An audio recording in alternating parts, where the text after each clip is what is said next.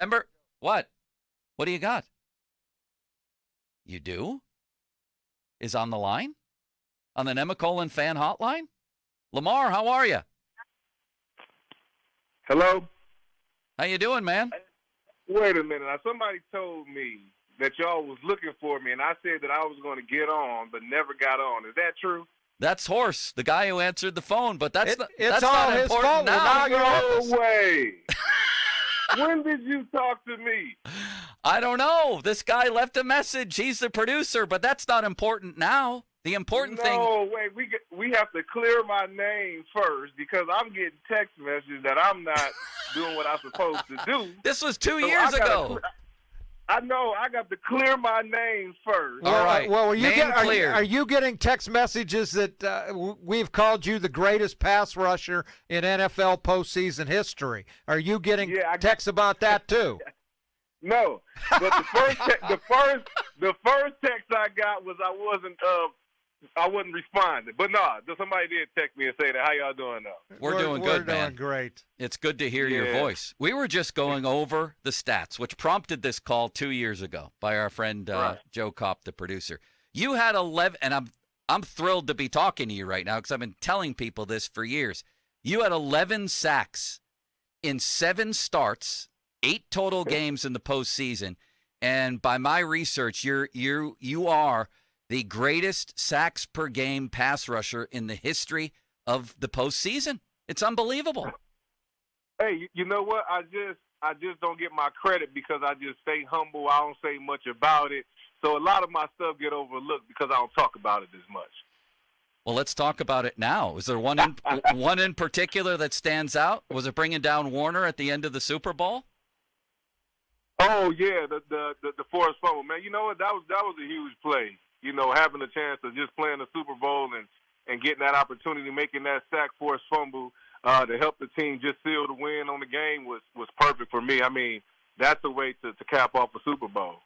Well, you also had, and we're going to, LaMarr, do you have a few moments you can hang with us? We have to take a break for an update here, but we would love. I was supposed to get on the Zoom call at 12, but I'll give y'all a little time. Well, let's keep going right now. Let's go. Okay. You also had the pressure on Warner on the interception by Harrison, and then you threw a hell of a block at the end of that. That play, I consider to be the greatest play in Super Bowl history. Definitely one of the greatest plays, and I was just doing what Coach LeBeau always talked about doing, turn around and blocking somebody. And at first, when I went to block them, I looked at one of the players. It was actually Kurt Warner, but I'm like, well, hell, he's too old. He ain't gonna make the tackle. So I ran past Kurt, and then I looked at the running back, and I gave him a little shove. And when I looked back, hell, James was still running. So I had one more push, and this was it. This is my last push. And when I pushed him, if you look back, you see me looking up like, James, please make it. That's it for me. That's great. And Jay, go ahead, Ron. What was that like at halftime? That was the last play of the half. What was it like in the room after that play at halftime? I mean, we knew it was gonna be a long halftime, so our halftime was a little bit different. We kind of the first half of the halftime, like during the regular season, we just kind of relaxed and everybody chilled and went off to themselves. And then the last 30 minutes, I think, of the halftime, we kind of did what we do during the season, where all the coaches and everybody get together. But from my standpoint, the locker room was pretty chilled and relaxed. I mean, I came out of that second half. I mean, out of that first half, like, I know we're going to win. I brought my video camera on the field because I knew that we were going to win, and so I could have some footage for after the game. We have the great LaMarr Woodley on the line, the greatest postseason pass rusher by numbers ever. Lawrence Taylor, the great Lawrence Taylor, had 8.5 postseason sacks in 16 games. LaMarr Woodley had 11 sacks in 8 postseason games. He's the only guy who started his career with 4 straight double-digit sack games. And that was the name of the game for you guys, right? LaMarr was if we get to their quarterback, we probably win. Yeah, I mean being a pass rusher, and definitely for myself, like an outside linebacker and defensive end, that was always like the name of the game. Was getting after the guys, getting after the quarterback. So getting after the quarterback was one of my main things that I just love to do. And and being a part of that great group, just me starting, and me and James Harrison now both averaging double-digit sacks apiece now. It was a great 1-2 punch, and they couldn't pick which side to block because we both was coming after. LaMarr, you played the position. You know what it involves. What did you think when you watched T.J. Watt this year? 22.5 sacks to match Strahan's record. Damn, I mean, that's crazy. I mean, when I seen TJ play his rookie year, I was like, that's going to be one guy that they can't stop.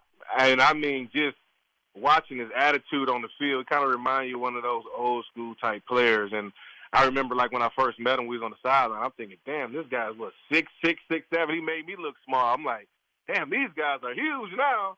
So, man, just watching him throughout the year, I enjoy it. I love his excitement. And I hope he continues to bring that each and every year like he's already doing it. So wouldn't expect anything different from him, actually. I have to bring up one unpleasant memory, and that was the Green Bay Super Bowl, where it felt, watching LaMarr, like you guys were just that close a bunch of times to getting Aaron Rodgers and just couldn't get him. And even so, 2 minutes left, Ben has the ball. What was that game like for you guys as pass rushers, and did you still think you had it at the end? I mean, we kind of when we came out at the beginning, we put ourselves in a terrible situation. I think Ben threw a pick early on. I think one of the picks went to the house. We threw another pick. I think we had a great defensive front. Then Rashad Mendenhall fumbled the ball. So I think, as far as a defensive game, I don't think we could have played any better. I think we just had a lot of turnovers on offense, crucial turnovers on offense that really overall hurt us. LaMarr, you played with some great players. You on that defense was unbelievable. I'm assuming you have great memories of playing with Troy? Great memories of playing with Troy, yeah. Can you share a little bit? I got the typical, like the Troy story where, I forgot what play we were in, but I was supposed to rush the passer. And as I'm focusing in about the pass rush, I hear somebody come down and whisper in my ear like, "LaMarr, take the flat." And I'm like, "Who is this?" And I look, and I said, "Oh, it's Troy. I guess I have no choice." So Troy rushed, and I took the flat. So that was just one little story that we had on the field. Did he get to the quarterback on that play?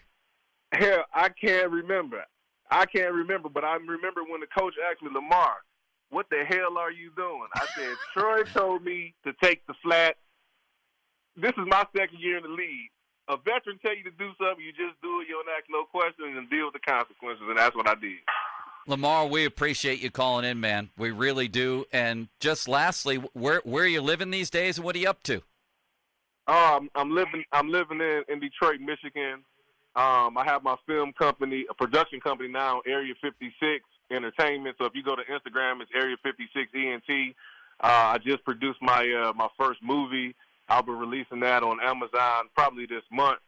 So just in the film stuff, just having fun. Like, I'm enjoying it. I'm having fun. I get to write. I get to produce. So a lot of people would think I'm just, putting up the money, but I'm actually writing. I'm editing. Picking out actors. So it's a lot that goes into this, but it's fun. Who do you like Sunday? Ooh-wee. I want to go with the Rams because of Matthew Stafford being that he was in here in Detroit for so long and he couldn't do anything here, and he finally went out there and turned it around. So I'm kind of rooting for them. But then I like a team like, I know I'm a Steeler at heart, but a team like the Bengals that haven't been in the playoffs or in the Super Bowl for I don't know how long. And to see that, I just love to watch good football. So it's hard to pick right now because it's kind of going both ways for me. Thanks. So I went around that. No, that's all right. I always enjoyed talking to you when you were here. Stay well, man. Good luck with your company. Thank you so much. All right, and next time, don't be slandering my name. All right, y'all take it easy. That was fun. That was unbelievable, Ron. That was out of the blue. How would he have gotten a number? I don't know. That's amazing. It was a reverse snorkel that he pulled. He didn't like us saying he was unavailable. Right. Maybe that was the only way to get him in the end. That was fun talking to him. That play, his memories. Oh my God. He should make a movie out of that play. I should have asked him that. Right. That's in the movie exactly world. right. He's in the movie. I didn't know that. Man, did this show take a turn. I'm excited, Ron. That was fantastic.